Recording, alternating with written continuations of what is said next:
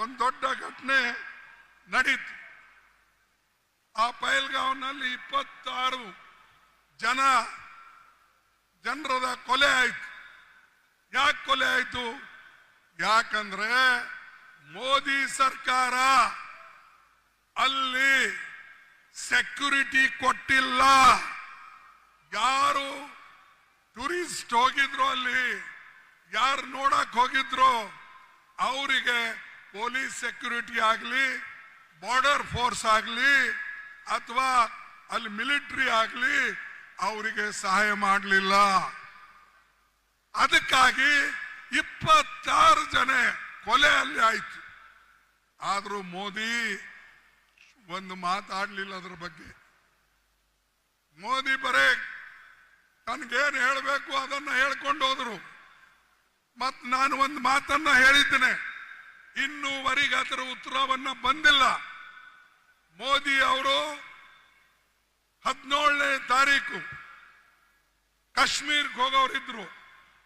ಆದ್ರೆ 17ನೇ ತಾರೀಕು ಕಾಶ್ಮೀರ್ಗೆ ನೀವು ಹೋಗ್ಬೇಡಿ ಅಂತ ಹೇಳಿ ಅವರ ಬೆವುಗಾರಿಕೆ ಅಲ್ಲಿರ್ತಕ್ಕಂಥ ಇಂಟೆಲಿಜೆನ್ಸ್ ಅವರಿಗೆ ಹೇಳಿದ್ರು, ನೀವು ಹೋಗ್ಬೇಡಿ, ಪಾಕಿಸ್ತಾನದಲ್ಲಿ ಇದು ಕಾಶ್ಮೀರ್ನಲ್ಲಿ ಗಲಾಟೆ ಆಗ್ತದೆ, ಅದಕ್ಕಾಗಿ ದಯವಿಟ್ಟು ನೀವು ಕ್ಯಾನ್ಸಲ್ ಮಾಡಿ ಅಂತ ಹೇಳಿ ಅಲ್ಲಿ ಕ್ಯಾನ್ಸಲ್ ಮಾಡಿಸಿದ್ರು. ಇದು ನಿಮಗೆ ಗೊತ್ತಿದ್ದಾಗ 17ನೇ ತಾರೀಕು ನೀವು ಕಾಶ್ಮೀರ್ಗೆ ಹೋಗ್ತಕ್ಕಂಥ ಪ್ರೋಗ್ರಾಮವನ್ನ ಕ್ಯಾನ್ಸಲ್ ಮಾಡುವಾಗ ನೀವು ಯಾಕೆ ಈ ಟೂರಿಸ್ಟ್ ಅನ್ನ ಪೊಲೀಸರ ಮುಖಾಂತರ ಯಾಕೆ ಹೇಳಲಿಲ್ಲ? ನೀವು ಹೋಗ್ಬೇಡಿ, ಅಲ್ಲಿ ತೊಂದರೆ ಇದೆ ಅನ್ನತಕ್ಕಂಥ ಮಾತು ನೀವು ಹೇಳಲಿಲ್ಲ. ಹೇಳಿದ್ರೆ 26 ಪ್ರಾಣಗಳನ್ನ ಉಳಿತೀವು.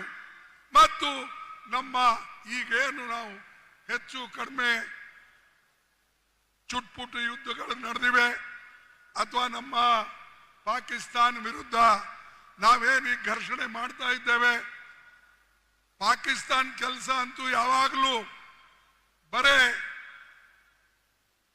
ನಮ್ಮ ಭಾರತ ದೇಶ ಮೇಲೆ ಗೂಬಿ ಕೂಡಿಸ್ತಕ್ಕಂಥದ್ದು. ಅವ್ರಿಗೆ ಶಕ್ತಿ ಇಲ್ಲ, ಶಕ್ತಿಹೀನರು.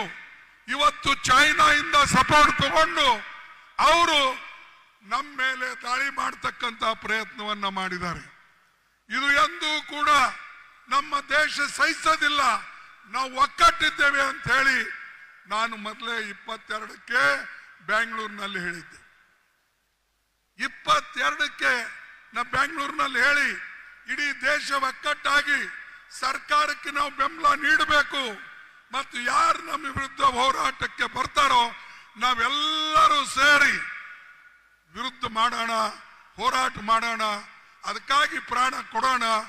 ದೇಶ ಅನ್ನತಕ್ಕಂಥದ್ದು ಮುಖ್ಯ, ಆಮೇಲೆ ಜಾತಿ ಧರ್ಮ ಎಲ್ಲ. ಆದ್ರೆ ಇಲ್ಲೇನಾಗಿದೆ, ಇವತ್ತು ವಿಶೇಷವಾಗಿ ಮೋದಿ ಮುಖ್ಯ ಆಗಿದ್ದಾರೆ, ದೇಶ ಆಮೇಲೆ. ಯಾಕಂದ್ರೆ ಅವ್ರಿಗೆ ಉಳಿಸಕ್ಕೆ ನೀವು ವಿಶೇಷವಾದಂತ ಮಾಹಿತಿ ಕೊಡ್ತೀರಿ, ಆದ್ರೆ ಬಡವರಿಗೆ ಸಂರಕ್ಷಣೆಗಾಗಿ ಕೊಟ್ಟಿಲ್ಲ. ಇದು ನಾವು ತಿಳ್ಕೊಳ್ಬೇಕು. ದೇಶಕ್ಕಾಗಿ ನಾವು ಹೋರಾಡ್ತೇವೆ, ಬರೇ ನೀವ ಅಲ್ಲ, ಕಾಂಟ್ರಾಕ್ಟ್ ಯಾರು ನೀವೇ ತಗೊಂಡಿಲ್ಲ. ಈ ದೇಶಕ್ಕಾಗಿ ಇಂದಿರಾ ಗಾಂಧಿ ಅವರು ತನ್ನ ಪ್ರಾಣ ಕೊಟ್ಟಿದ್ದಾರೆ, ರಾಜೀವ್ ಗಾಂಧಿ ಅವರು ತನ್ನ ಪ್ರಾಣವನ್ನು ಕೊಟ್ಟಿದ್ದಾರೆ.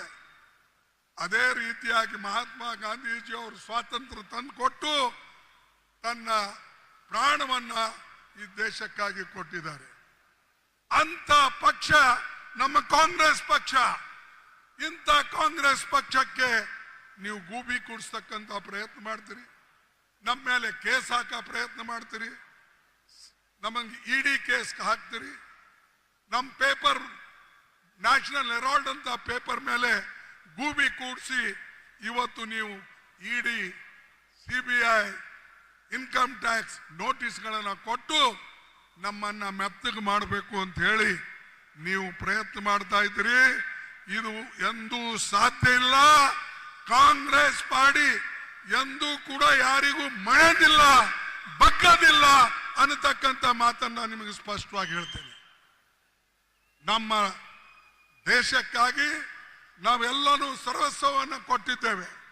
ಆದರೆ ಇವತ್ತು ಇರ್ತಕ್ಕಂಥವ್ರು ದೇಶದ ಬಗ್ಗೆ ಅಂತೂ ಹೋರಾಟ ಮಾಡಿಲ್ಲ, ಆದರೆ ದೇಶದಲ್ಲಿ ದುರಾಡಳಿತವನ್ನು ನಡೆಸಿದ್ದಾರೆ.